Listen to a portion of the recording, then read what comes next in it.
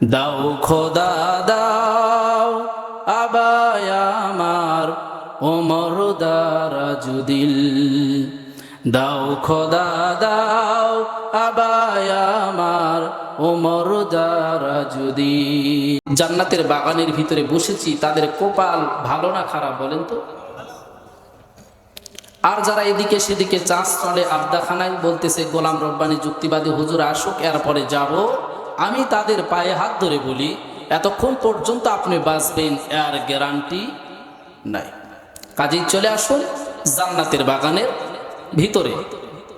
একটা মিনিট এই জান্নাতের বাগানের ভিতরে থাকা আপনার কপালটা আল্লাহ পাকের ভাগ্য, আপনাকে আল্লাহ পাক ভাগ্যনীত করে নেওয়া, এইটাই হলো আপনার স্বামীর। তাই এখনো যারা ঘোরাফেরা করতেছেন তারা চলে আসেন। আজকে তো এইটা জান্নাতের বাগান কায়েম হয়ে গেছে। যদি ঝাঁকানাকা মঞ্চ হইতো, যাত্রার প্যান্ডেল হতো, মুরব্বী যে কয়টা আসছেন যুবকের ভূতায় কাম সারা হতো কি হতো না বলেন তো? আপনারা চান্স পাইতেন? আর আমরা যদি ওই যাত্রার প্যান্ডেলের সাইড দিয়ে যাইতাম, বলতো যে আল্লাহর গজব নাজিল হবে, জাহান্নাম অনিবার্য, অতি তাড়াতাড়ি জাহান্নামের কি আমরা খড়ি হয়ে যাব, হুজুর এই দিক দিয়ে যায়, বলতো কি বলতো না? অথচ আজকে এখানে এশারের নামাজ জামাতে পড়লাম, সালাম ফেরার পরে আয়াতুল কুরসি পাঠ করতেছি, কোনো এক ব্যক্তি এই দিক দিয়ে যাইতেছে ভ্যানে চড়ে সম্ভবত, তারা একে অপরকে বলতেছেন মানুষ তো হবে না, মানুষ হবে না, এত বড় প্যান্ডেল করে রাখছে।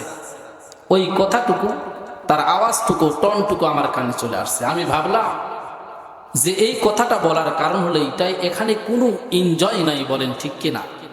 এনজয় আছে এখানে? এনজয় শুধু মুত্তাকিদের জন্য। যেহেতু তাফসিরুল কোরআন মাহফিল, এখানে বসবে তারাই ইমানদার বান্দা যারাই, বলেন সুবহানাল্লাহ। কোরআনের কথা কাদেরকে ভালো লাগবে? আল্লাহ পাক বলতেছেন সাইয়াযাক্কারু মান ইয়াখশা, যাদের ভিতরে আল্লাহর ভয় আছে এদেরকে কোরআনের কথাগুলো ভালো লাগবে। ওয়া ইয়াতাজান্নাবুহাল আশকা, এর থেকে যারা ফিরে নেবে তাদের জন্য আল্লাযী ইয়াসলান নারাল কুবরা, তাদের জন্য অপেক্ষা করতেছে ভয়াবহ শাস্তি জাহান্নাম, যার ভিতরে আযাব আর আযাব, গজব আর গজব।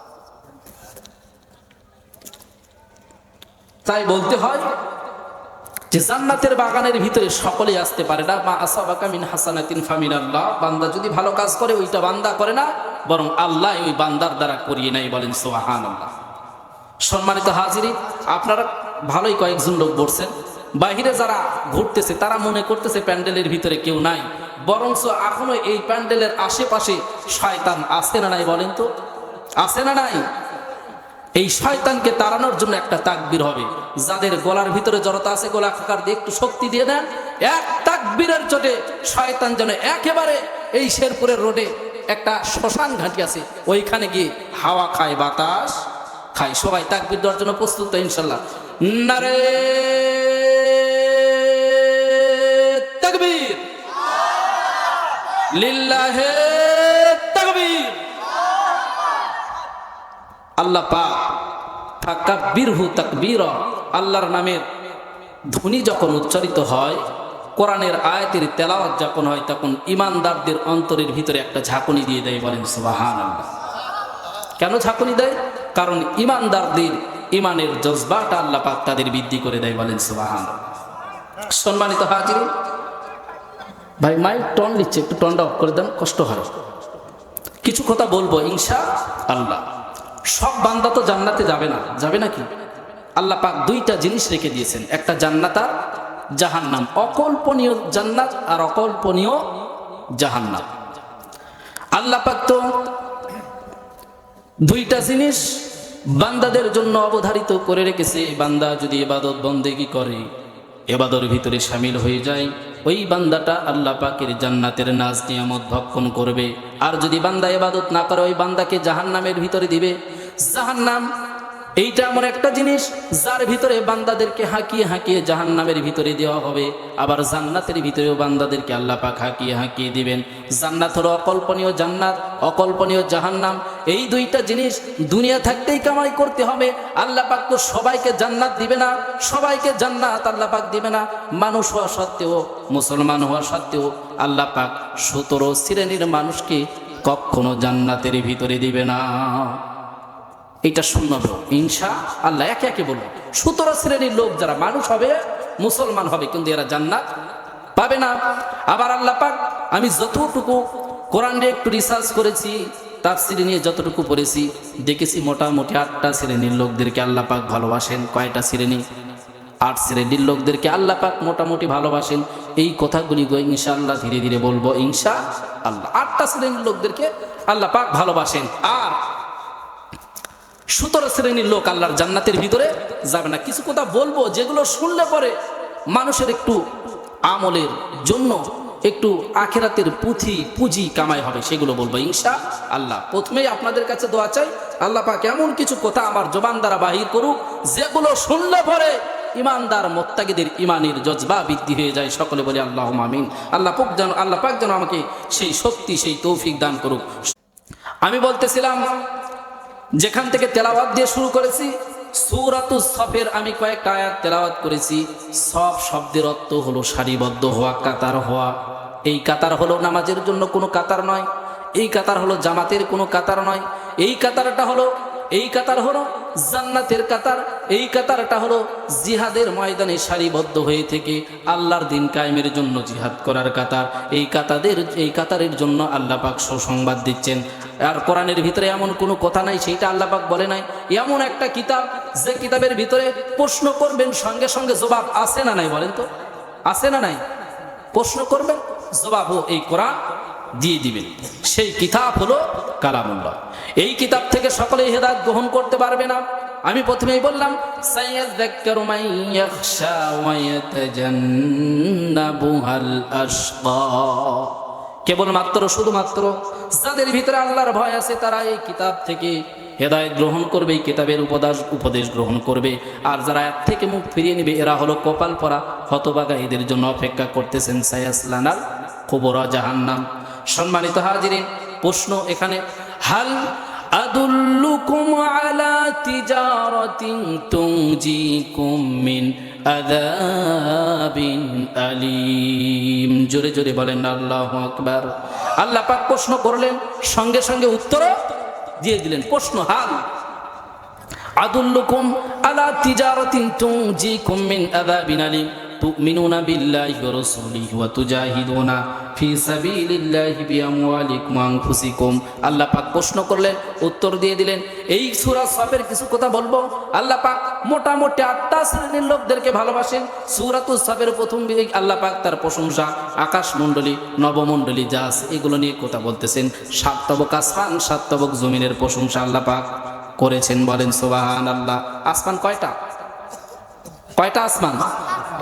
এই 7টা আসমান পাড়ি দিয়ে আরশ মুআল্লায় আল্লাহর সাথে এই রজব মাস চলতেছে। আল্লাহর নবী কি করেছে? মেরাজ করেছেন, উরুস করেছেন। এই কথাই আল্লাহ পাক সূরা সফের প্রথমে তার প্রশংসা আকাশমণ্ডলী, নবমণ্ডলী বলতেছেন, সাব্বাহা লিল্লাহি মা ফিস সামাওয়াতি ওয়া মা ফিল আরদি ওয়া হুয়াল আসিসুল হাকিম। জোরে জোরে বলেন আল্লাহু আকবার। আল্লাহ পাক বলতেছেন, আসমান ও জমিন, নবমণ্ডলী আমি সৃষ্টি করেছি, এগুলো সব বান্দাদের নিয়ামত স্বরূপ। বান্দারা এগুলো দেখুক আর আমার শুকরিয়া আদায় করুক, প্রশংসা করুক। এরপরে আল্লাহ পাক ইমানদারকে ডেকে বলতেছেন, ইয়া আইয়ুহাল্লাযীনা আমানু লিমা তাকুলুনা মা লা তাফআলুন। জোরে বলেন আল্লাহু আকবার। আল্লাহ পাক বলতেছেন, ইয়া আইয়ুহাল্লাযীনা আমানু, হে ঈমানদারগণ, লিমা তাকুলুনা মা লা তাফআলুন, তোমরা ওই কথা কেন বলো যা তোমরা করতে পারবে না? এই কথাটা তোমরা কেন বলো? এইটা মুফাসসির কেরাম ফতোয়া বেনে নিয়েছেন, আয়াত দিয়ে তারা ব্যাখ্যা দান, বিশ্লেষণ দেন যে তুমি ওয়াদা করেছো, কেন তা তুমি করবে না? সেই ওয়াদা কেন করলে? কথা দিলে সেই কথা রাখতে পারবে না, কেন সেই কথা বলো? আল্লাহ পাক তো এগুলো পছন্দ করে না। কাবুরা মাকতান ইনদাল্লাহি আন তাকুলু মা লা তাফআলুন। আল্লাহ পাক তো এইগুলো পছন্দ করে না, যা তোমরা করবে না তা কেন বলো, যা করতে পারবে না এই কথা তোমরা কখনো মুখ দ্বারা উচ্চারণ করবে না। আল্লাহ পাক এগুলো পছন্দ করে না। বলেন নাউযুবিল্লাহ। বলে কি বলে না বান্দা, আমি এই করব সেই করব।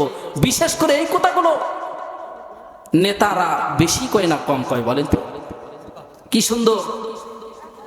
ভোটের সময় আসলে পরে বলে, আমি যদি নির্বাচিত হই আপনাদের এলাকার এই করব সেই করব, রাস্তাকে একেবারে উন্নয়ন করব, মডেল উপজেলা করব। শেরপুরের উপজেলার নেতারা মনে হয় এই কথা বলে না নাকি? বলে কি বলে না? কিন্তু কাজে ঠনটনা ঠন একেবারে না, খালি নাই লয় একেবারে। যখন নির্বাচন আসে ঘুরে মিরে 4 বার সালাম দিবে। নির্বাচন পানি নিয়ে বাড়িতে আসবেন, কলসি ভরে পানি নিয়ে আসতেছেন। রাস্তার ভিতরে একজন লোক ডাকতে বলতেছেন, আমিরুল মুমিনিন আপনি একটু কলসটা নামান, আপনার সাথে কথা আছে। এবার ওমর রাদিয়াল্লাহু তাআলা আনহু কি করলেন, কলসটা হাঁটুর উপর রেখে বলতেছে, ভাই কি বলবেন আপনি বলেন। এবার লোকটা বলতেছেন, কলসটা আপনি একটু জমিনে রাখেন, হাঁটুর উপর রেখে আপনার সাথে কথা বলা সম্ভব নয়। ওমর বলতেছেন, এই কলসটা আমার হতে পারে কিন্তু এই জমিনটা তো আমার নয়। কলসের ভিতরে আমি পানি ভরে নিয়েছি, কলসের তলা ভিজা, আর এই জমিনের মাটির উপরে যদি আমি কলসটা রাখি আর এই তলার ভিতরে যদি কিছু মাটি লেগে যায়, কিয়ামতের ময়দানে আল্লাহ যদি আমাকে প্রশ্ন করে, হে আমিরুল মুমিনিন কলস তোমার ঠিক আছে কিন্তু যে জমিনের ভিতরে তুমি কলস রেখেছিলে ওই জায়গা তো তোমার নয়, সামান্যতম মাটি যদি কলসের সাথে লেগে যায় আল্লাহ পাকের কাছে জবাব দেওয়ার আমার বুদ্ধি নাই। সুবহানাল্লাহ, একটু জোরে বলেন না সুবহানাল্লাহ। এরা ছিল পাওয়ারফুল লিডার, যাকে তাকে she is a honest man, powerful leader বলার দরকার নাই। এই জন্য বলতে হয়, দাও খোদা দাও আবায় আমার ওমর দারাজুদ্দিন, দাও খোদা দাও আবায় আমার ওমর দারাজুদ্দিন, দাও আলীর মতো বীর সেনানী, আলীর মতো বীর সেনানী জগাতে নিখিল, দাও খোদা দাও আমায় আবার ওমর দারাজুদ্দিন। মারহাবা বলে। ওমরের মতো নেতা যদি একটা বাংলাদেশে থাকতো, বাংলাদেশের অবস্থা এরকম থাকতো না। তারা কেমন নেতা ছিলেন? এরা তো সারিবদ্ধভাবে আল্লাহর রাস্তায় জিহাদ করেছে, নফসের সাথে জিহাদ করেছে। এরা কখনো বাতিলের পথ অনুসরণ করে নাই। ওমর রাদিয়াল্লাহু তাআলা খেলাফত চলাকালে তিনি এত বড় একটা প্রেসিডেন্ট থাকার পরে একটা গভর্নর নিযুক্ত করলেন, হিমসের গভর্নর। তার নামটা ছিল সাইদ ইবনে আমির। তাকে হিমসের গভর্নর নিযুক্ত করে দিয়ে পাঠাইলেন। 6 মাস যেতে না যেতেই হিমসের লোকেরা কয়েকটা অভিযোগ নিয়ে ওমর রাদিয়াল্লাহু তাআলা আনহুর কাছে চলে আসলেন। গভর্নরের অভিযোগ নিয়ে আসছে কার কাছে বলেন? ওমর রাদিয়াল্লাহু তাআলা আনহুর কাছে। কারা নিয়ে আসছেন? হিমসের জনতা। আর আমরা যদি একটা নেতার একটু কুচরিত্র কথা বলি, ওই নেতা ফাঁক খুঁজে কেমনে একে মামলা দিয়ে তাড়াতাড়ি বিদায় করা যায়। নেতারা এসে মঞ্চ বলে কোরআনের তাফসীর, রাজনীতির কথা বলা যাবে না। আমি যতটুকু বলেছি প্রত্যেকটা সূরায় কমসে কম 2-4 আয়াত পরেই খালি রাজনীতির কথা আছে গোটা আল কোরআন থেকে। এই জন্য ইমানদার বান্দা যারা রাজনীতির কথা বলবেই তারা কথা বলেন ঠিক কিনা? আর একটু জোরে বলেন ঠিক কিনা? কোরআনের কথা বলবো না তাদের সামসাগিরি করবো বলেন তো? আল হক বলুন, হক কথা সবসময় তিতো লাগবেই, এইটাই স্বাভাবিক। এবার কি করলেন? হিমসের জনতারা ওমর রাদিয়াল্লাহু তাআলা আনহুর কাছে সাইদ বিন আমিরের 4টা অভিযোগ নিয়ে আসলেন। ওমর রাদিয়াল্লাহু তাআলা আনহুকে বলতেছেন, হে আমিরুল মুমিনিন আপনি যে আমাদেরকে গভর্নর দিয়েছেন তার বড় বড় 4টা গুণ আপনাদের কাছে বলি, যে গুণগুলো দর্শনীয় গুণ। ওমর রাদিয়াল্লাহু তাআলা আনহু বলতেছেন, কি অভিযোগ তোমরা বলো। আমিরুল মুমিনিন আপনি যে গভর্নর আমাদের জন্য নিযুক্ত করেছেন, তিনি কার্যালয়ে মাঝে মাঝে প্রত্যেক দিন দেরি করে আসে। এরপরে 1 নাম্বার গুণ, তিনি কার্যালয়ে দেরি করে আসে। 2 নাম্বার গুণ হলো তেনাকে সন্ধ্যার পরে আমরা যখন কোনো কাজের জন্য ডাকতে যাই বাড়ি থেকে কোনো সাড়া পাওয়া যায় না। 3 নাম্বার গুণ হলো তিনি মাঝের মধ্যে কার্যালয়ে সপ্তাহে 1 দিন আসে না। 4 নাম্বার গুণ হলো তিনি কার্যালয়ের কাজ চলতে চলতে রুগীর নেয় তিনি কাঁপতে কাঁপতে জমিনের ভিতরে পড়ে যায়। 4টা বড় অভিযোগ। ওমর রাদিয়াল্লাহু তাআলা আনহু আপনি কি করেন, হয় এই গভর্নরকে আমাদের জন্য বরখাস্ত করে দেন, নতুন গভর্নর নিযুক্ত করেন, অথবা তাকে সংশোধনের তাগিদ দেন, নচেত আমাদের এলাকায় একটা বড় সমস্যার সম্মুখীন দেখা দিয়েছে। আর আমরা যদি বলি যে আমাদের এমপি বা মন্ত্রী এমন একটা লোক, তাকে আমরা মাহফিলে দাওয়াত করলে আর আসে না, ওই এমপি খেপে যাবে না ভালোবাসবে বলেন তো? যাই নাই তো যাই না, আবার আমার কথা বলা লাগবে? ওই এলাকায় আজ থেকে যত দাওয়াত করবে আমি আর যাব না। গভর্নরের এই 4টা অভিযোগ পাওয়ার পরে ওমর রাদিয়াল্লাহু তাআলা আনহু চিঠি দিয়ে পাঠাইলেন যে সাইদ বিন আমিরকে খবর দাও, তিনি যেন আমার সাথে দেখা করেন। সাইদ বিন আমির চলে আসলেন, আসার সাথে বলতেছেন, হে সাইদ বিন আমির, তোমার সম্পর্কে হিমসের লোকেরা 4টা বড় বড় অভিযোগ করে গেছে। 1 নাম্বার অভিযোগ হলো তুমি কার্যালয়ে প্রত্যেক দিন দেরি করে আসো। 2 নাম্বার অভিযোগ হলো তুমি কি করো, এই কার্যালয়ে সপ্তাহে 1 দিন আসো না। আবার তুমি কার্যালয়ে সন্ধ্যার পরে যখন কার্যালয়ের লোকেরা, এলাকার লোকেরা তোমাকে কোনো কাজের জন্য ডাকতে যায়, তুমি বাড়ি থেকে ডাকের সাড়া দাও না। 4 নাম্বার যে অভিযোগটা দিয়েছেন, তুমি কার্যালয়ে মাঝে মধ্যে মিকে রুগীর নাই কাঁপতে কাঁপতে পড়ে যাও। এগুলোর কারণে তোমার জন্য তারা অভিযোগ দিয়েছে, তুমি কি করতেছো, এগুলো করার কারণে তোমার এত বড় অভিযোগ চলে আসলো। এবার সাইদ বিন আমির তিনি বলতেছেন, আমিরুল মুমিনিন, আপনি যদি আমাকে সময় দেন আর যদি আমার কথাগুলো আপনি ধৈর্য সহকারে শুনেন, তাহলে এই 4টা অভিযোগের বিস্তারিত কথা আমি বলতে চাই। বলেন সুবহানাল্লাহ। কি অভিযোগ শুনেন, গভর্নরের কি গুণ, কি কারণে তিনি দেরি করেন। আমিরুল মুমিনিন, 1 নাম্বার যে অভিযোগটা, আমি কার্যালয়ে দেরি করে আনছি, আমি এতবার একটা সরকারি চাকরি করা সত্ত্বেও, গভর্নর হওয়ার কারণেও আমার বাড়িতে কোনো কমলা নেই, কোনো গিটার নাই, বা কোনো কর্মচারী আমি রাখতে পারি নাই। আমাকে আল্লাহ পাক অনেকগুলি সন্তান দিয়েছে, এই সন্তান সহ পরিবারকে নিয়ে সকাল সকালে আমি বার হওয়ার জন্য বাড়ি থেকে রেডি হই, কিন্তু এই সন্তানদেরকে সামলানো আমার স্ত্রীদের জন্য বড় কষ্টকর হয়ে যায়। তাই তার সঙ্গে কিছু কাজের সহযোগিতা করি, এই সহযোগিতা করতে করতে আমার কার্যালয়ে আসতে দেরি হয়ে যায়। বলেন সুবহানাল্লাহ। ওমর রাদিয়াল্লাহু তাআলা শুনে কাঁদতেছেন আর বলতেছেন, কার অভিযোগ নিয়ে আমি তালাশ করতেছি, সে তো আমার চাইতে অনেক ভালো। 2 নাম্বার অভিযোগ হলো, তুমি সন্ধ্যার পরে যখন হিমসের লোকেরা তোমাকে কোনো কাজের জন্য ডাকতে যায়, তুমি কেন কোনো ডাকে তাদেরকে সাড়া দাও না, এই অভিযোগটা তোমার জন্য তারা দাখিল করে গেল।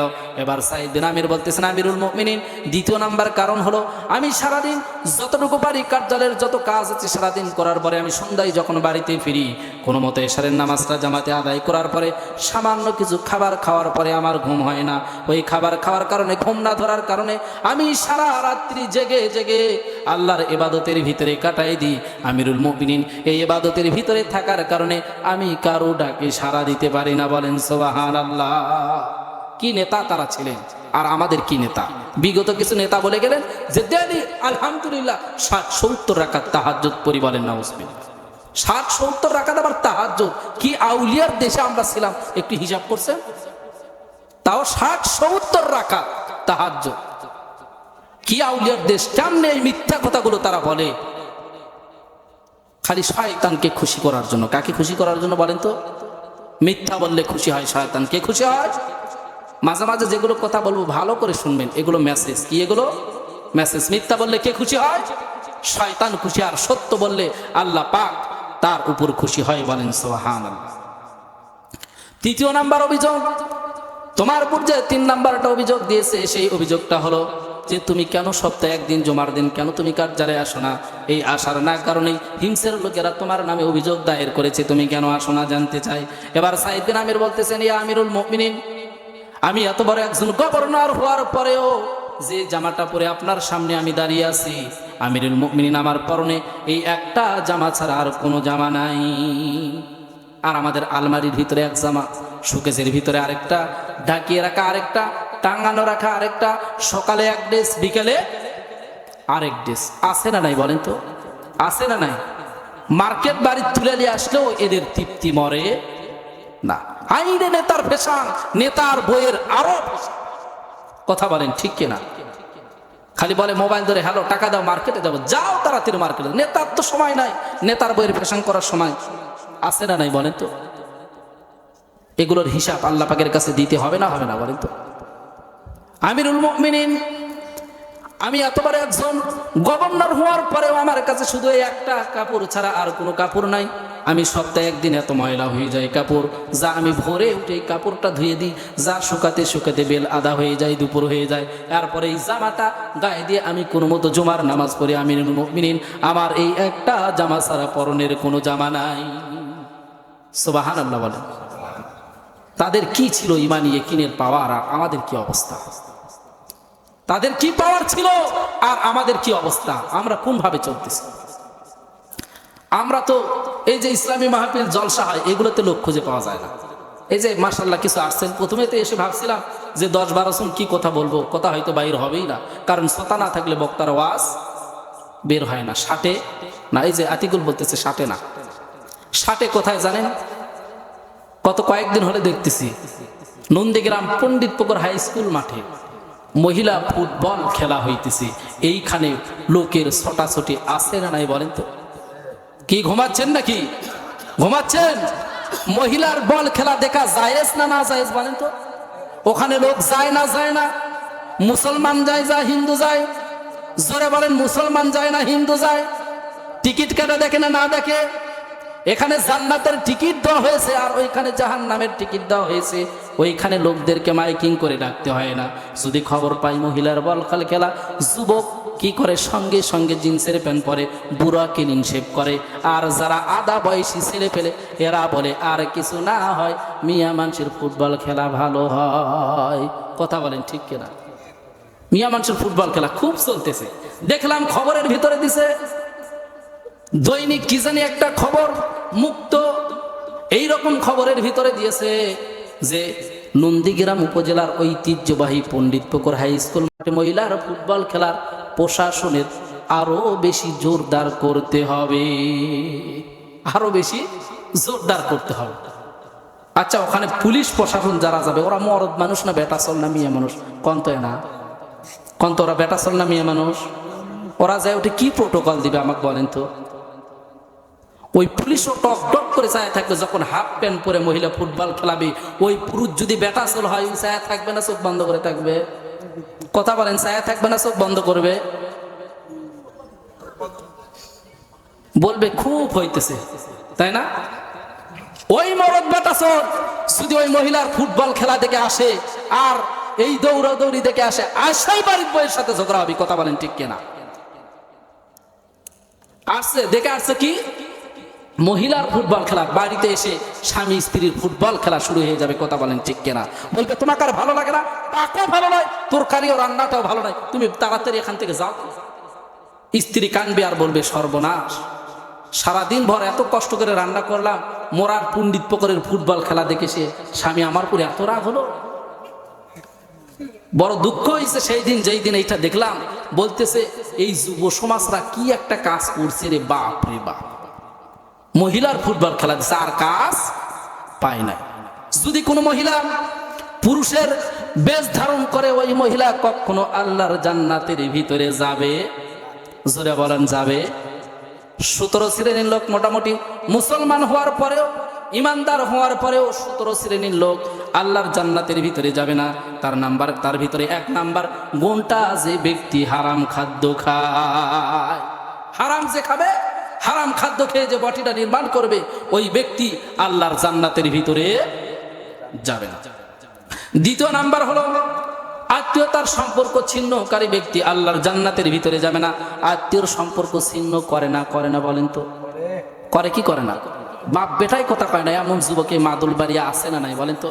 বাপের সামনে হুস হুস করে যায়, বাপে মায়ের সালাম দেওয়ার দরকার নেই। বাপ পরে আসে বিছানায়, মা কাতরাচ্ছে, কিন্তু দেখার টাইম নাই। শ্বশুরের বাড়ি ঠিকই মিষ্টির টোপলা, আপেল কমলা মালটা নিয়ে যায়, বাপ মায়ের খবর নেয় না। এমন কুলাঙ্গার সন্তান আছে না নাই বলেন তো? নিজ আত্মীয়কে পরিচয় দিতে চায় না। এই রকম আত্মীয়তা সম্পর্ক ছিন্নকারী ব্যক্তি আল্লাহর জান্নাতের ভিতরে যাবে না। 3 নাম্বার গুণ হলো প্রতিবেশীকে যে ব্যক্তি কষ্ট দেয়, এই ব্যক্তিও আল্লাহর জান্নাতের ভিতরে যাবে না। প্রতিবেশীকে কষ্ট দেওয়ার লোক মনে হয় বগুড়াতে নাই, শেরপুরে আছে, মাদুলবাড়ি আছে।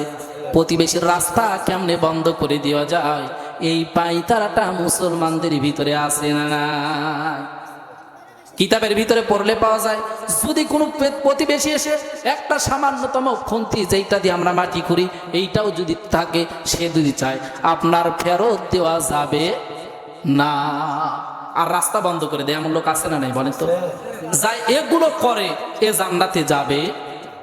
প্রতিবেশীকে কষ্ট দেওয়া যাবে না, প্রতিবেশীর সাথে সদাচরণ করতে হবে, তাহলেই তো আল্লাহর জান্নাতের ভিতরে যাওয়া যাবে, নসির জান্নাতের ভিতরে যাওয়া যাবে না। চতুর্থ নাম্বার গুণ হলো পিতা মাতার অবাধ্য সন্তান যারা আল্লাহর জান্নাতের ভিতরে যাবে না তারা। পিতা মাতার অবাধ্য সন্তান আছে না নাই? আছে না নাই বলেন তো? পিতা মাতার অগণিত অবাধ্য সন্তান আজকালকে দেখা যায়। এর কারণ হলো মোবাইল। এর কারণ হলো মোবাইল। বাপ মায়ের কথা ভালো লাগে না, মোবাইলে চ্যাটিং করতেছে। বাবা জিয়ে যদি বলে কিরে বেটা তুই ল্যাপের তলে কি করিস রে, বলতেছে চ্যাট করতেছি। কি করতেছি? বাপ তো বুঝে না। বাপ সে আগেকার মানুষ কষ্ট করে কান্দা কেটে জমিতে ফসল ফুলাইয়া সন্তানকে একটু লেখাপড়ার জন্য স্কুলে দিয়েছে। সন্তান বলতেছে বাবা স্কুলে মোবাইল ছাড়া লেখাপড়া হয় না। বাবা কিনে দিয়েছে। ওই সন্তানকে বলতেছে বাবা তুই কি করিস রে, ল্যাপের ভিতরে দুটো বেজে যায় বাড়াস না, বলতেছে বাবা চ্যাট করতেছি। মা কে বলতেছে সর্বনাশ, এর পিছে আমি রক্ত পানি করা টাকা, ঘাম ঝরানো টাকা ব্যয় করতেছে, আমি গিয়ে বলছি বাবা তুই কি করিস, বলে আমি চ্যাট করতেছি। সর্বনাশ কথা বলে কি বলে না বলেন তো? বুঝে না তো চ্যাট কি। অনেকে এখনো এখানেই যারা আছেন অনেকেই বুঝেন না চ্যাট কি। মেসেঞ্জারে চ্যাটিং করতেছে। তুই কই আসিস রে, বগুড়ার ভাষা বলতেছে। বলতেছে আমি এখন এই যে 3 মাতার মোড়ে আছি, চ্যাটিংয়ে লিখে দিয়েছে। এইটার নাম হলো চ্যাট করা। এই যুবকরা নষ্ট হইল, 1 নাম্বার গুণ হলো মোবাইল। তাহলে পিতা মাতার অবাধ্য সন্তান হবে যারা, তারা কখনো যাবে না।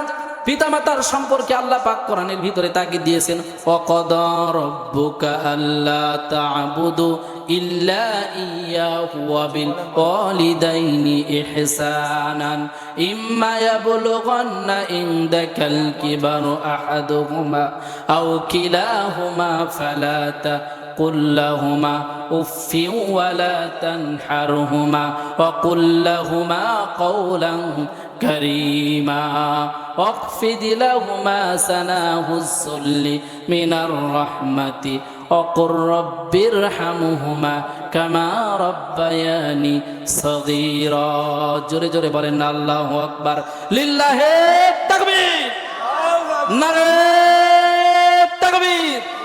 এখনো যারা প্যান্ডেলের বাইরে আছেন তাদেরকে একটু তাগিদ দিতেছি, মুসলমান খালি তোমরা লয়, যারা প্রকৃত মুসলমান তারা প্যান্ডেলে আছে, তাদের তাকবীরের ধ্বনি শোনার পরেও যেন তাদের অন্তঃকরণে একটু ভয় তৈরি হয়। আল্লাহ পাক বলতেছেন যে আমি আল্লাহ আমার হুকুম মানার পরে তোমাদের কাজ হলো পিতামাতার সাথে সদাচরণ করবে। খবরদার খবরদার কখনো নয় পিতামাতার সাথে শব্দ আচরণ করবে না। যদি করো তাহলে তোমার আমল বরবাদ হয়ে যাবে। এগুলো করার পরে তুমি কি করবে? তোমার পিতামাতাদের জন্য দোয়া করবে অকুর রব্বির হামহুমা কামা রব্বায়ানি সগীরা। জোরে বলেন না আল্লাহু আকবার। আল্লাহ বাপ মায়ের জন্য দোয়া শিখে দিয়েছেন কোথায় বলেন তো? কিন্তু এই কোরআন শিক্ষার জন্য মাদ্রাসায় সলপলকে দিতে চায় না। যদিও তুই একজন দেয়, খুব কষ্ট মাদ্রাসায় পড়া সন্তানদের জন্য। এখানে দিলে পরে সলপল নষ্ট হয়ে যাবে, থাক দোয়ার দরকার নাই। কিছুদিন আগে বাজারে এক লোক বলতেছে আল্লাহ পাক ওই ব্যক্তিকে আগে দোয়া করি হেদায়েত দান। অন্তত পক্ষে তিনি বলতেছেন মাদ্রাসায় পড়া 80% সলপল নষ্ট হয়ে যায়। কে বলতেছে বলেন তো? মুসলমান। মুসলমান। নারে তাকবীর। প্রধান অতিথির আগমন, শুভেচ্ছা স্বাগত। এই ব্যক্তিটাও আল্লাহর জান্নাতের ভিতরে যাবে না। এখন অশ্লীল কথা বলার লোক সমাজের ভিতরে আছে না নাই বলেন তো? আছে না নাই? কথা বলেন, আমার দিকে লক্ষ্য করেন, খুব খেয়াল করেন, কারণ এখানে হচ্ছে কোরআনের ক্লাস। ওই ব্যক্তি আল্লাহর জান্নাতের ভিতরে যাবে না যার জবান দ্বারা সব সময় অশ্লীল ফাহিশা কথাগুলো বাইর হয়ে যায়। সম্মানিত হাজিরিন, বলতেছিলাম 17 শ্রেণীর লোক মোটামুটি আল্লাহর জান্নাতের ভিতরে যাবে না। 6 নাম্বার প্রতারণাকারী প্রতারক শাসক যিনি হবেন তিনিও আল্লাহর জান্নাতের ভিতরে যাবে না। প্রতারক শাসক আছে না নাই বলেন তো? প্রতারণা করে লোকদের সামনে, এই করব সেই করব, কিন্তু বাস্তবে করে না। এইটা হলো প্রতারণা করা। আচ্ছা, এই যে প্রতারক শাসক, এই কথাটিকে আমার বানানো কথা। এইটা দলিল হলো সহিহ মুসলিম শরীফের 196 নাম্বার হাদিস। কত নাম্বার হাদিস? এই যুবকরা কথা বলেন না কেন? মুরব্বীরা কথা বলেন না কেন? প্রতারক শাসক যিনি প্রতারণা করবেন ইনি আল্লাহর জান্নাতে যাবে না। হাদিস হলো সহিহ মুসলিম হাদিস নাম্বার 196। এটা কার জবানের বাণী? কার জবানের বাণী? আল্লাহর নবীর জবানের বাণী। এখন এই কথার বিরোধিতা করা মানে আমার সাথে করা, বলেন আমার সাথে করা, আল্লাহর নবীর সাথে করা। আর আল্লাহর নবীর সাথে করাই মানে হলো আল্লাহর সাথে করা। কথা বলেন ঠিক কিনা? আর একটু জোরে বলেন ঠিক কিনা? পারবেন না কিন্তু কথা বলবে না। এই জন্য আয়াতকে আমি বেছে নিয়েছি।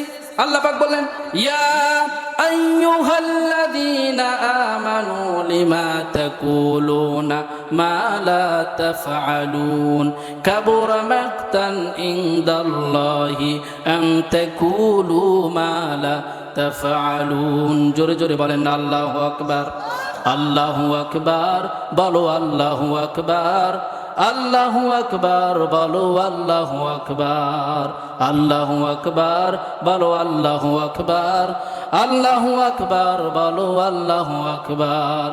ও মধুর নামটি নিলে হৃদয় হাসে, ও নামের টানে সুর নেমে আসে, ও নামের তুলনা হবে না, হবে না, ও নামের তুলনা মিলে না, তুলনা নাই রে। এসো না আল্লাহর নামে গান গাই, এসো না মন প্রাণ জুড়াই। আল্লাহু আকবার, বলো আল্লাহু আকবার, সবাই বলেন আল্লাহু আকবার, বলো আল্লাহু আকবার, আল্লাহু আকবার, বলো আল্লাহু আকবার। ও মধুর নামটি মিটায় হতাশার জ্বালা, গলেতে পরো কালেমার মালা, ও নামের তুলনা মেলে না, তুলনা নাই রে। এসো না আল্লাহর নামে গান গাই, এসো না মন প্রাণ জুড়াই। আল্লাহু আকবার, বলো আল্লাহু আকবার, আল্লাহু আকবার, বলো আল্লাহু আকবার। মারহাবা, জোরে বলেন না মারহাবা। নারে তাকবীর, লিল্লাহে তাকবীর। আল্লাহর নাম। সম্মানিত উপস্থিতি, এই মাইকের আওয়াজ যতদূর পর্যন্ত যাইতেছে আমি সকলের অবগতির জন্য বলতেছি যে আজকের মাহফিলের প্রধান আকর্ষণ, প্রধান বক্তা হযরত মাওলানা গোলাম রব্বানী যুক্তিবাদী ভাই আমাদের মাঝে অটোমেটিকলি উপস্থিত হয়ে গেছে। বলেন সুবহানাল্লাহ। একটু জোরে সোরে তাকবীর হবে, সবাই একটু জোরে সোরে তাকবীর দিবেন। লিল্লাহে তাকবীর, নারে তাকবীর। গোলাম রব্বানী ভাই যেন বুঝতে পারে যে না, প্যান্ডেলের ভিতরে লোক আছে, আল্লাহর প্রেমিক, আল্লাহর মহাব্বাতান বান্দারা রয়ে গেছে। সম্মানিত হাজিরিন, বলতেছিলাম প্রতারণাকারী শাসক আল্লাহর জান্নাতের ভিতরে যাবে না। অন্যর সম্পদ যে ব্যক্তি আত্মসাৎ করে গ্রাস করে ওই ব্যক্তি আল্লাহর জান্নাতের ভিতরে যাবে না। এখন অন্যর সম্পদ গ্রাস করার লোক আছে না নাই বলেন তো? চাচা ভাতিজার সম্পদ দখল করে লাই কি লাই না? বিটিদের হক মারে কি মারে না? এমন বাবা আছে না নাই বলেন তো? মিরাজ বন্টন, তওবা কবুলের শর্ত আছে 5টা। অনেক কথা, এই 5টার ভিতরে শেষের নাম্বার গুণ আছে। তওবা কবুল হবে করলে পরে, কিন্তু শেষের যে কথা আছে, যদি অরিশানদের অরিশ বঞ্চিত কেউ করে থাকে, ওই অরিশ বুঝে দেওয়ার পরে তারপরে তওবা করতে হবে, তবেই আল্লাহ পাক ওই বান্দার তওবা কবুল করবে বলে খবর রেডি করে আপনাদেরকে শোনানো হলো। এইরকম লোক আছে, আছে নাকি বলেন তো? একবারে না বুঝেই না বোঝার ভান, মানে বুঝেই না বোঝার ভান ধরে লোক করে কাটটি মেরে বসে থাকে। জুমার দিনে যদি ইমাম ওয়াজ করে, ভাইরা আমার, এখনো যারা সন্তানের হক বুঝে দেন নাই, কন্যার হক বুঝে দেন নাই, বাড়িতে গিয়েই তারা কন্যার হকটা বুঝে দিবেন, নচেত কিন্তু আপনার উপায় নাই। বাবা ওই জায়গায় থাকলে পরে মাথা নিজ দিকে দিয়ে বলে আমার ভেজাল আছে, বলে কি বলে না? করে কি করে না বলেন তো?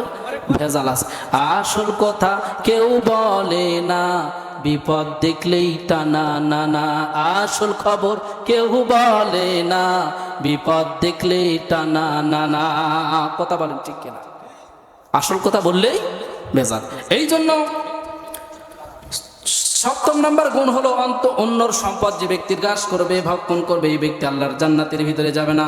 খোটা দানকারী ব্যক্তিও আল্লাহর জান্নাতের ভিতরে যাবে না। এখন খোটা দেওয়ার জন্য মহিলা মা বোনেরা যেহেতু প্যান্ডেলের অন্তরালে ওয়াজ শুনতেছে, তাদের জন্য কিছু বলার দরকার আছে। মহিলারা বেশি খোটা দেয়, তাই না? 1 খোরা তরকারি, বাংলা ভাষায় বলতেছি, বগুড়ার ভাষায়, 1 খোরা তরকারি যদি কোনো যাওকে দেয়, পরের দিনই বলে যে আমার বাড়ির তরকারি না হলে তোর ভাত হচ্ছে না, তুই আবার আমার বিরুদ্ধে লাগিস, এরকম বলে কি বলে না? বলেন কথা বলেন, বলে কি বলে না? কথা বলেন, কথা বলেন। এই নারী আল্লাহর জান্নাতের ভিতরে যাবে না? একটু টাকা দিয়ে কর্জে হাসানা দিয়ে উপকার করে ওই ব্যক্তি পরে ক্ষতি। আমি টাকা না দিলে তুই কি এই বিপদ থেকে রক্ষা হতিস কে রে? এর চাইতেও কোটি কোটি গুণ হেল্প করে কে বলেন তো? আল্লাহ। ধরে বলেন কে? আল্লাহ কি কোনোদিন আমাদেরকে খোটা দিয়েছেন? অষ্টম নাম্বার গুণ হলো খোটাদানকারী ব্যক্তি আল্লাহর জান্নাতের ভিতরে যাবে না। নবম নাম্বার গুণ হলো সুকুলখুর ব্যক্তি, যার কোনো কাজ নাই, বাজারে গিয়ে কে কি করে। আজকে এরা যারা এখানে ওয়াজ শুনতেছেন, কালকে গিয়ে ওই চৌমোহনী বাজারে গিয়ে বলবেন হুজুর কি ওয়াজ করলো একটাও বুঝি নাই, আম্মা ধাজি কি বক্তালি আসলো একটা বক্তা ভালো নয়। যে কথা বলতেছি আর সে ভালো কথা আমি আর খুঁজে পাই না। আমি যে কথা বলতেছি আর সে ভালো কথা আমি আর খুঁজে পাই না। এর পরেও কিছু লোক গিয়ে এই খালি কি করবে? সুকুলখুরি করবে। এই ভালো লয়, ওই ভালো লয়, তাই ভালো লয়। কেউ ভালো নয় ওর কাছে, কেউ ভালো নয়। খালি অন্যের দোষ খুঁজে খুঁজে বেড়াবে, বলবে এই ভালো নয়, তাই ভালো নয়, আমি ভালো নয়। আচ্ছা, আপনি কি ভালো হতে পেরেছেন? বলেন, আপনি কি ভালো হতে পেরেছেন? পারেন না। এই জন্য বলতে হয় এই দুনিয়ার সবাই ভালো। দেখছেন নাকি সবাই চুপ হয়ে গেছে? যে টান মারছি, মানে খুব মন চাইতেছে শুনতে। ভালো আছেন? এই দুনিয়ার সবাই ভালো, কারে বলবো ভালো না? ভালো না, নিজেই ভালো হইতে পারলাম না। এই দুনিয়ার সবাই ভালো, এই দুনিয়ার সবাই ভালো, কারে বলবো ভালো না? ভালো না, আমি নিজেই ভালো হইতে পারলাম না। কথা বলেন ঠিক কিনা? আমি তো নিজেই ভালো নাই, কাকে ভালো বলবো? এই জন্য বলতেছিলাম চুকুলখুর ব্যক্তি যিনি থাকবেন তিনি আল্লাহর জান্নাতের ভিতরে যাবে না। এগুলোর দলিল রেফারেন্স দিতে গেলে অনেক সময়ের প্রয়োজন। আমি শুধু এক্সাম্পল দিতেছি। এই গুণগুলো যার ভিতরে থাকবে সেই তওবা করে ফিরে আসতে হবে। তওবা কবুলের শর্ত হলো 5টা। 1 নাম্বার হলো যে গুনাহ করেছেন আর ওই গুনাহ দ্বিতীয়বার করা যাবে না। দ্বিতীয় নাম্বার হলো অনুতপ্ত, অনুশোচনা, কাঁদতে হবে কার কাছে? আল্লাহ পাকের কাছে। তৃতীয় নাম্বার গুণ হলো আপনার একেবারে অধিক পরিমাণে খাস দিলে যে গুনাহ করেছে ওর ভিতরে যাওয়া যাবে না। চতুর্থ নাম্বার গুণ হলো আল্লাহর কাছে অনুশোচনা, অনুতপ্ত হতে হবে, আর ওই গুনার দিকে যেতে যাওয়া যাবে না। এইরকম কয়েকটা গুণ আছে। পঞ্চম নাম্বার গুণ হলো যদি কোনো মেরাজ বন্টনকারীতে অলসতা করে থাকে, যদি কারো হক মেরে থাকে, ওই হক ফেরত না দেওয়া পর্যন্ত তার তওবা আল্লাহ কবুল করবে না। এখন তওবা করতেছি, আস্তাগফিরুল্লাহ রাব্বি মিন কুল্লি যামবি ওয়া আতুবু ইলাইহি, লা হাওলা ওয়ালা কুওয়াতা ইল্লা বিল্লাহিল আলিয়্যিল আযীম। আল্লাহ কচ্ছে কে রে ফেরেশতা কি কয় কি রে? ওই কি সাপের মন্তর পড়তেছে? তওবা করতে হবে আমার কাছে অনুতপ্ত, অনুশোচনা করে চোখের পানি ফেলে। কথা রেখেছি সেই জায়গায় সাইয়েদ বিন আমির। তৃতীয় নাম্বার তার গুণ হলো তার পরনে শুধুমাত্র একটা কাপড় ছাড়া আর দ্বিতীয় কোনো কাপড় নাই, এই জন্য তার কার্যালয়ে সপ্তাহে একদিন আসে না। চতুর্থ নাম্বার গুণ হলো যে আপনি কেন মৃদরোগীর এলাকার নাই, মৃদরোগীর নাই, যাকে বলে মির্কি বেরাম। কি বেরাম বলেন তো? মির্কি বেরামের নাই আপনি কাঁপতে কাঁপতে কার্যালয়ের ভিতরে পড়ে যান। কারণটা কি? সাইয়েদ বিন আমির বলতেছেন, ইয়া আমিরুল মুমিনিন, এমন একটা কারণ আমার জীবনে ঘটে গেছে। আমি তো সেই সময় শিরকিয়াতের ভিতরে ছিলাম, লম্বা চড়া ইতিহাস। আমার এই কথাটা যখন মনে হয়ে যায় আমি আর নিজেকে ঠিক রাখতে পারি না। আমিরুল মুমিনিন আপনি শুনুন, আমি যখন কাফেরের ভিতরে ছিলাম, যখন আমি দিন গ্রহণ করি নাই, খাব্বাব রাদিয়াল্লাহু তাআলা আনহুকে কাফের মুশরিকরা দিন ত্যাগ করার জন্য বাধ্য করলেন। জেলখানার ভিতরে তাকে ভর্তি করে দিলেন, জেলের ভিতরে বন্দি করলেন। 2 মাস যাবত তাকে কোনো খানা দেয় নাই। এই খাব্বাবে আমি নিজে চোখে দেখেছি, এই খাব্বাবকে কোনো খাদ্য দেয় না। খাব্বাব রাত্রি ভোরে ভোরে আল্লাহর ইবাদত বন্দেগী করে। জান্নাতের আঙ্গুরকে যেন তার সামনে লটকায় দেয়। বলেন সুবহানাল্লাহ। আমিরুল মুমিনিন, আমি তখন কোনো সাহায্য করতে পারি নাই, হেল্প করতে পারি নাই। এই খাব্বাবকে জেলখানায় দীর্ঘদিন বন্দি করা হলো। দেখা যায় খাব্বাব না খাওয়ার কারণে শুকেও যায় না, বরং তার চেহারার উজ্জ্বলতা বৃদ্ধি হয়ে যায়। এক সময় তো সবাই কি করলো, পরামর্শ করলো এই খাব্বাবকে এভাবে তো মারা যাবে না, তার নাকি সৃষ্টিকর্তা তাকে খাদ্য দিতেছেন। বলেন সুবহানাল্লাহ। কি করতে হবে? তাকে শুলে নিতে হবে, একেবারে চিরতরে বিদায় করে দিতে হবে। একদিনকার ঘটনা, আমিরুল মুমিনিন ভালো করে শুনুন। এই খাব্বাবের মুখের ভিতরে একজন চর মেরে দিলেন, এমন জোরে চর মারলেন আর বললেন, খাব্বাব রে এইভাবে আঘাত করে শেষ করা যাবে না, তোকে শুলের ভিতরে চড়াইতে হবে আমিরুল মুমিনিন। আমি ওই জায়গায় থাকার পরেও খাব্বাবকে কোনো সাহায্য সহযোগিতা করতে পারি নাই। এবার তাকে বন্দি করে শুলে চড়ার জন্য নিয়ে যাওয়া হইতেছে। আরেক ভাই আত্মীয় হয়, তিনি বলতেছেন তুমি আমার আত্মীয়, শেষ সময় তোমার তো এখনই ফাঁসি হবে, তোমার মৃত্যু হয়ে যাবে, তোমার দেহ আলাদা হয়ে যাবে, কাল্লা আলাদা হয়ে যাবে, তোমাকে শুলের ভিতরে চড়ানো হবে, তবে তোমার শেষ কি কোনো চাওয়া আছে নাকি? এবার খাব্বাব বলতেছেন যে আমার একটা চাওয়া হলো, যদি আমাকে কোনো সময় দাও, হুজুর একটু পানি দাও, আমি 2 রাকাত নামাজ পড়ে একটু আল্লাহর সাথে কথা বলতে যাই। বলেন সুবহানাল্লাহ, একটু জোরে বলেন না সুবহানাল্লাহ। আর আমরা বিপদে পড়লে পারে আল্লাহ ছাড়া মানুষের কাছে বেশি যাই। এবার খাব্বাব কি করলেন, ওযু করে নামাজ আদায় করতেছেন। প্রথম রাকাত ধীরে স্থিরে পড়তেছেন, দ্বিতীয় রাকাত পড়তে পড়তে তার দিলের ভিতরে শুরু হয়ে গেছে যে আমি যদি ধীরে ধীরে নামাজ পড়ি, এই কাফের মুশরিকরা মনে করবে যে খাব্বাব মৃত্যুর ভয়ে নামাজ ধীরে ধীরে পড়তেছে, মৃত্যুর ভয়ে খাব্বাব নামাজ ধীরে ধীরে পড়তেছে, মৃত্যুর জন্য তার ভয় হয়ে গেছে। সুতরাং আমি যতটুকু দরকার প্রয়োজন আমি নামাজটা শেষ করে নিই। এবার নামাজ শেষ করে নিয়ে কাঁদতেছেন, মোনাজাত করতেছেন, দোয়া করতেছেন। খাব্বাবকে বান্ধা হলো, 2 হাত বাঁধা হলো, পা বাঁধা হলো, একটা হাত কোপ মেরে চাকু দিয়ে অস্ত্র দিয়ে আলাদা করে দেওয়া হলো। খাব্বাব মুস্কি মুস্কি হাসতেছেন। এবার সাইদ বিন আমির বলতেছেন আমিরুল মুমিনিন, আমি নিজে চোখে দেখতেছি যে খাব্বাবের হাতটা আলাদা করে দেওয়া হইতেছে। খাব্বাব মুস্কি মুস্কি হাসতেছে। বলেন সুবহানাল্লাহ, মুস্কি মুস্কি হাসতেছেন। কারণটা কি?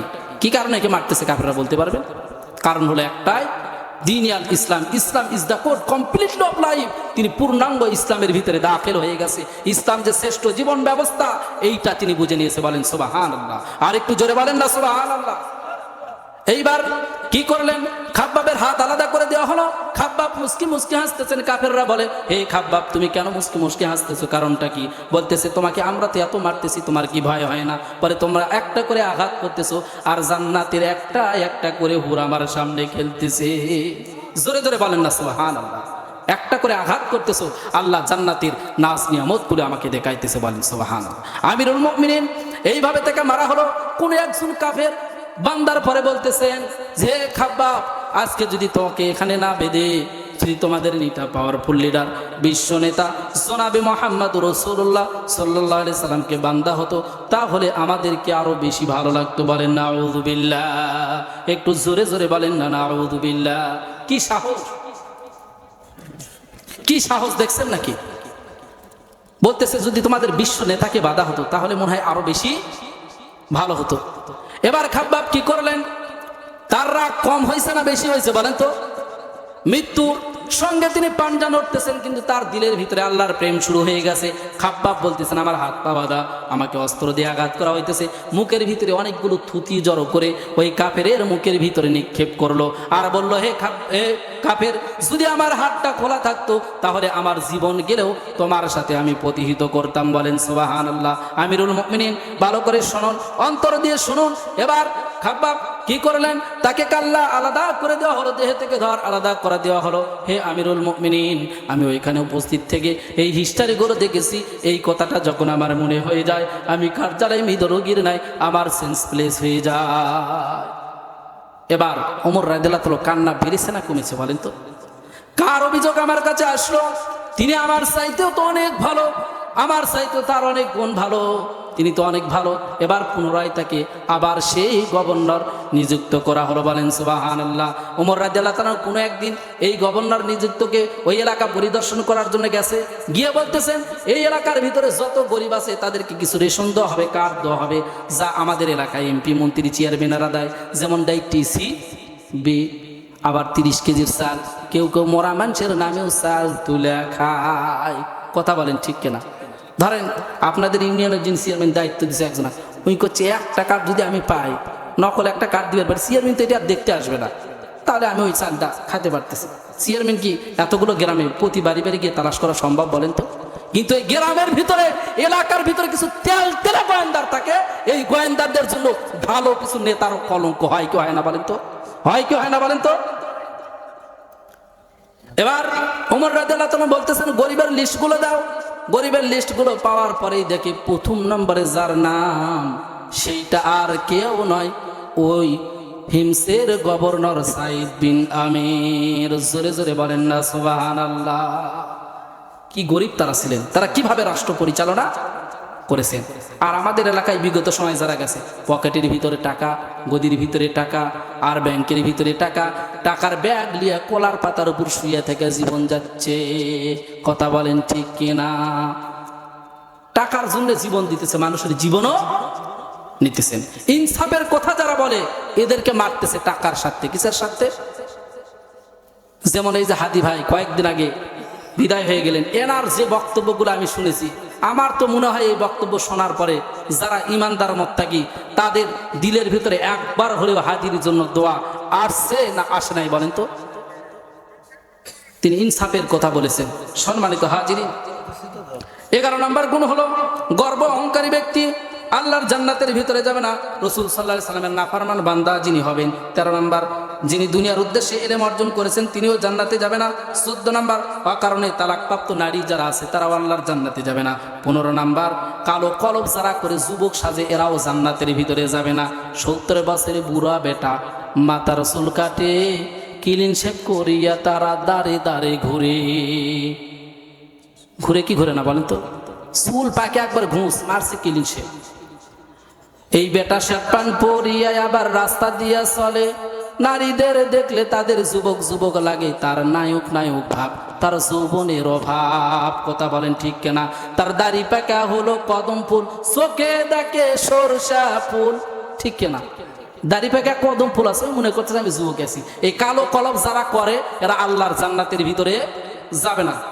16 নম্বর, লৌকিকতা প্রদর্শনকারী যিনি পুরুষ হিজলা সাজে, আবার মহিলা পুরুষ সাজে, আবার লোকে দেখানোর জন্য বিভিন্ন দর্শনদারি করে, এই ব্যক্তি আল্লাহর জান্নাতের ভিতরে যাবে না। 17 নম্বর হলো ওয়ারিসদেরকে যে বঞ্চিত করে, ওয়ারিসানদেরকে বঞ্চিত যিনি করেন এই ব্যক্তি আল্লাহর জান্নাতের ভিতরে যাবে না। সম্মানিত হাজিরি, অনেকক্ষণ থেকে সভাপতি সাহেব আমাকে তাগিদ দিচ্ছেন, আমি চেষ্টা করতেছি যে বলেছি এই 17টা গুণ বলতেই হবে, যে এই 17 গুণ যার ভিতরে থাকবে এ আল্লাহর জান্নাতের ভিতরে যাবে না। তাহলে এই গুণগুলো যদি আমাদের ভিতরে থাকে এর থেকে আমাদের ফারাকত করার দরকার আছে না নাই বলেন তো? একটু দরুদ পড়েন, আল্লাহুম্মা সাইয়্যিদিনা মাওলানা মুহাম্মদ ওয়া আলা আলি সাইয়্যিদিনা ওয়া শাফিঈনা মুহাম্মদ। সম্মানিত হাজিরিন, আজকের মাহফিলের প্রধান অতিথি যিনি আসছেন শ্রদ্ধাভাজন, উনি আসতে পারেন নাই। তেনার শুনলাম যে তেনার পক্ষের একজন